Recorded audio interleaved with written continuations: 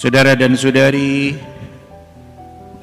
kita semua yang dikasihi Tuhan, disebutkan oleh Paulus di dalam suratnya, di dalam bacaan yang kedua, betapa Abraham ini dalam usia yang sudah lanjut, sudah opa-opa, bahkan super opa karena umurnya 90-100 tahun, juga dengan istrinya Sarai. Dalam usia yang sudah mapan, mestinya duduk diam, tinggal di kampung halaman, menikmati segala harta, kepunyaan, suasana yang aman, yang nyaman.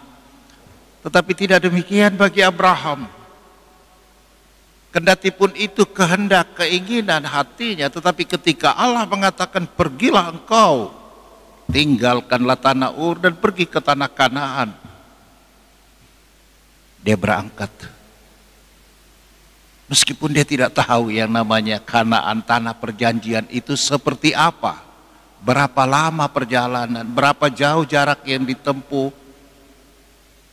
potensi-potensi kerawanan, kecelakaan, musibah yang bisa saja terjadi, dia tidak tahu. Hanya satu yang ada dalam hati dan pikiran, ini Tuhan punya kehendak, Tuhan punya rencana, saya jalani.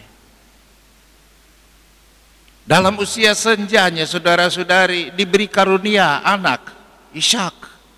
Tetapi setelah anak ini bertumbuh menjadi laki-laki yang gagah, yang menjanjikan, Tuhan bilang, ambil dia, bunuhlah dia sebagai korban persembahan. Bapak mana? Orang tua mana yang tega-tega membunuh anaknya sendiri? Tidak ada. Tapi Abraham lakukan itu bukan karena dia jahat, bukan karena dia tidak berbelas kasih, tapi demi Tuhan dia mampu mengalahkan gejolak perasaannya sendiri. Tapi kita semua tahu apa yang terjadi ketika dia hendak mengayunkan pisaunya, senjatanya untuk membunuh anaknya. Malaikat Tuhan atas suruhan Tuhan mengatakan, jangan lakukan itu Abraham, karena kini menjadi nyatalah imanmu di hadapan Tuhan. Itu kemudian, bukannya Abraham sudah tahu, saya jalani saja, pasti nanti detik-detik terakhir Tuhan bilang jangan. No, tidak. Abraham dengan penuh sikap, serah diri, percaya meskipun ini berat, tapi kalau ini kehendak Tuhan, saya lakukan. Inilah seorang hamba setiawan yang berkenan di hadapan Tuhan. Mari kita mencontohi iman Abraham menjadi manusia yang hadir, yang ada di dunia, tetapi tidak terikat apalagi terpenjara dan dijajah oleh keduniawian kita. Mari kita coba mengarahkan tujuan hidup kita yang sesungguhnya bukan di dunia ini, tetapi adalah surga. Yang oleh Santo Paulus terkait dengan Abraham dikatakan, Abraham menantikan sebuah tanah air dan kota yang dibangun bukan oleh tangan manusia, tapi oleh Allah sendiri. Itulah tujuan dan orientasi hidup kita, hidup yang sesungguhnya, yang bukan di dunia ini. Di dunia ini syukur puji Tuhan kalau kita umur panjang 70 tahun, kata Mazmur 90.